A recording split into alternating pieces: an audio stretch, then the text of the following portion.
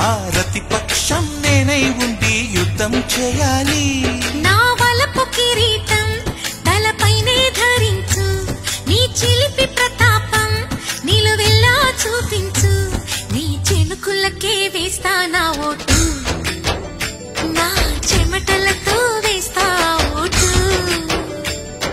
చిన్నగా చిన్నగా చిన్నగా మది కన్నులు విప్పిన కన్నెగా నీ మగసిరికే